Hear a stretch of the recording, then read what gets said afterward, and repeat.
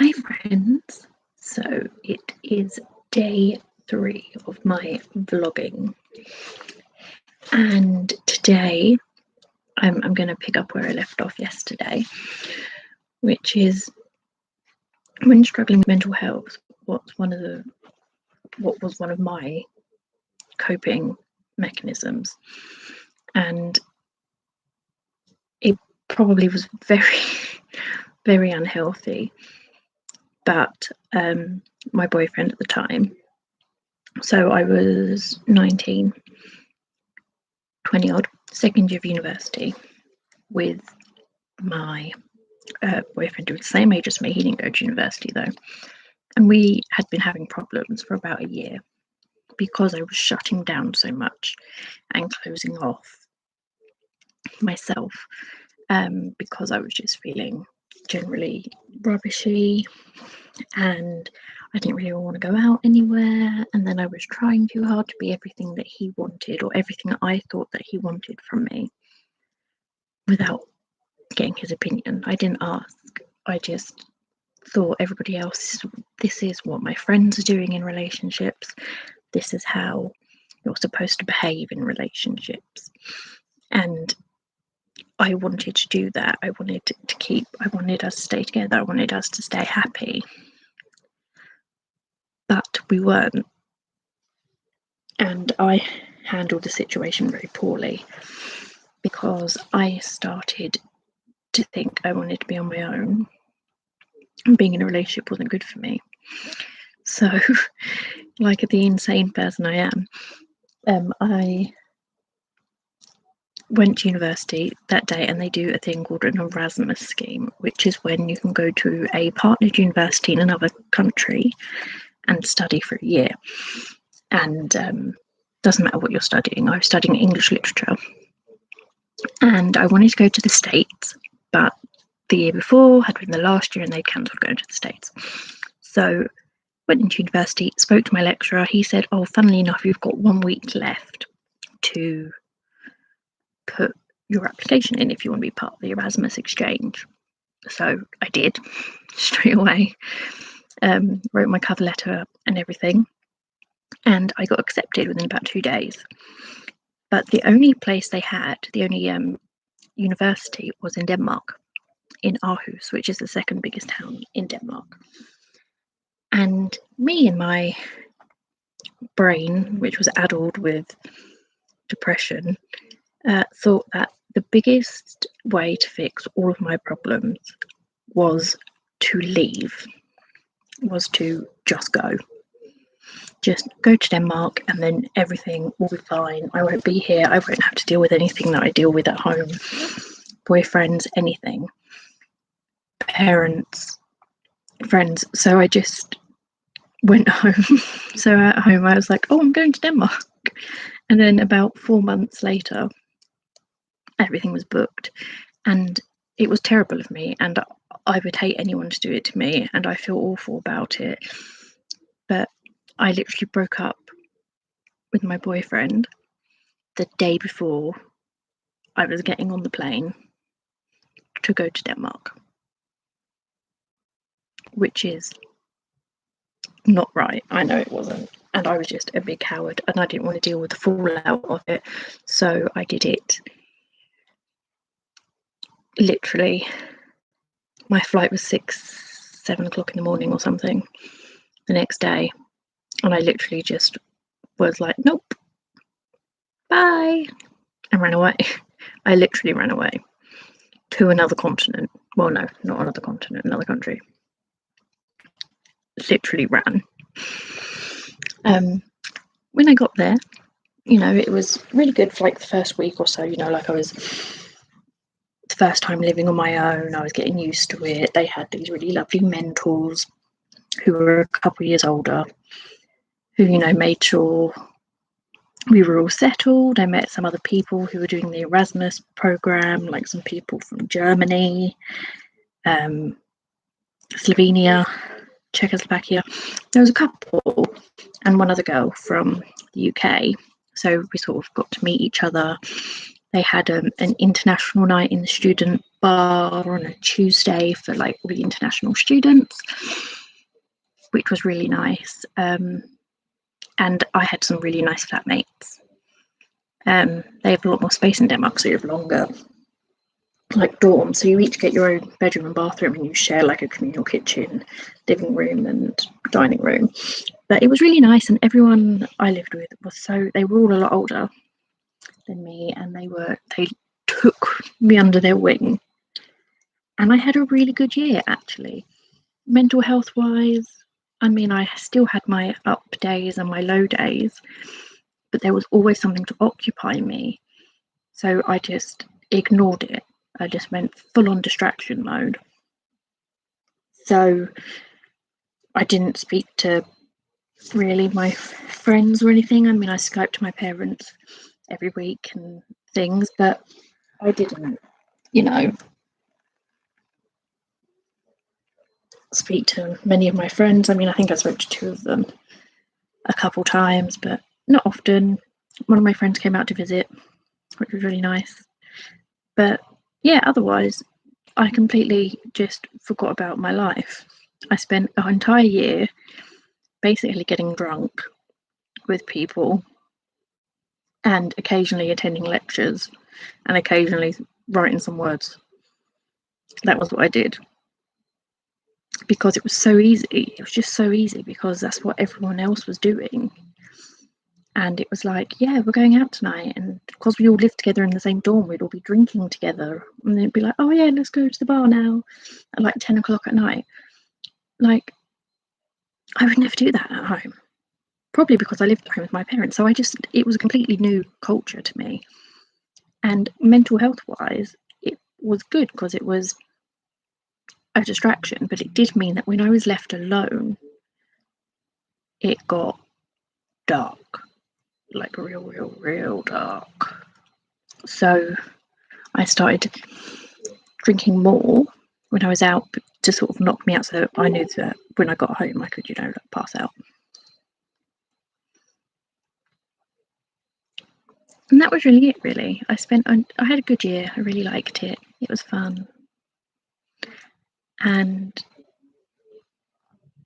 yeah, that was it, really. I mean, it was good for my mental health to have a break and to get to know other people and learn. And when I came home at the end of my year abroad, I felt like I was older. I felt like I'd matured a lot and that I knew what to do and how to not be better, but to try and reach out to people, because I did feel better when I was hanging out with like my flatmates and stuff. And I didn't really have a chance to wallow in Denmark because we all lived together. The girls would just walk into my room like all the time. They'd just walk in and be like, get out of bed, it's 12 o'clock. Come and eat food, let's go and get brunch. Like, I didn't have a choice because my flatmates literally had no boundaries. And they just wandered in whenever they blooming well felt like. So I was doing a lot because I had people. And when I came home, I realised I needed people to an extent. I like my space and I like being alone. I'm an only child, and that's my natural state of being is I'm very happy with my own company. Normally, as long as we're not going down dark rabbit holes. But it started off as quite a negative thing, running away from feeling miserable to realising I can't run away from things. I grew up a lot. I had to pay rent, I had to do shopping, you don't think about it, but like you run out of toilet roll and you have a breakdown because you're like, oh my god, I have no toilet roll. What am I going to do in like my tiny little thing in my tiny little bathroom? Like I had to deal with spiders. I hate spiders. I'm absolutely terrified of spiders. And there was a massive spider that kept coming into my room, and I couldn't. That I was like, oh, I'm gonna have to. So I actually went and knocked on my flatmate's door. I was like, there's a spider. You have to get the spider. She said, no, you need to learn to kill your own spiders. I said, I don't want to kill it. It's massive. It was massive. It was huge. It's like this big, massive. And she said, hoover it. She said, you can do it. You stretch it and hoover out really far and hoover it. So I did. And now that is still how I get rid of spiders today. I will go nowhere near them, but I will get the stretchy hoover to get them. See, coping mechanisms, things you learn. But I definitely learned a lot being on my own and having to sort of, I didn't have my parents that I could just easily be like, oh, well, I'm not doing it. And my parents would like sort it out. Like, oh, I'm not doing any washing. So my mum or my dad would be like, okay, fine, I'll do it. Like, I'm putting wash on. It was just, I had to do things for myself. Because as much as I love my flatmates and they love me, I don't think they were particularly going to like be my mum. So when I came back, I was all prepared to take on the world. And I felt better in myself. And I got third year, started at uni. I was very busy with my dissertation, and I learned that distraction is a good thing. I mean, I'm not going to say that I didn't like self-harm or anything the entire time I was away in Denmark, because that's not true. I did. Actually, I probably self-harmed more because I was drinking all the time. Can't have done my liver any favours. But those were my coping mechanisms, good, bad, whatever they were. Got hair in my coffee. They were real. They were what helped, and I was going to take anything that helped. Well, except for drugs, I don't really like the idea of it. Not being that in control. I need control. Control is a big thing for me. It's a massive trigger of mine, actually, which I learned recently in therapy. But yeah, so running away, not brilliant, but kind of did sort out my problems. Well, it definitely shaped me to be better at handling my problems, I suppose, running away. And yeah, I mean, I still feel guilty about some things, like how I ended that relationship and things. It was really messy, and I wasn't being very kind to anyone, which I do always try to be, but no. So I'm not advocating for always running away, but taking time for yourself, I think, is very important. And distancing yourself. Sometimes you have to distance yourself, and it might be miserable, like it might hurt people around you, which obviously isn't ideal, but sometimes you need to do what's best for you. And if that is taking a break from a relationship, if it is sitting down with your parents and saying, look, I need you to give me more space, if it's like anything you have to do for you, regardless of the fallout from it or whatever, it's what you need to do. And for me, it was going to Denmark for a year. And I mean, I still do it recently when I moved house and I was freaking out when my most recent partner and I broke up. I did the same thing. I ran away for a week to not as far. I only went to Wokum, which is up the M25, and stayed in a really nice old castle that I really, really like, Barnstill Hall. So I went to stay there for a week just because I just couldn't deal with it. So I didn't answer my phone. I just left. Bye-bye. And again, it wasn't nice of me, but I basically left my dad and my ex-boyfriend to deal with handing the keys back to the letting agent and all of that sort of stuff, because I wasn't coping and I wasn't handling it. So I ran.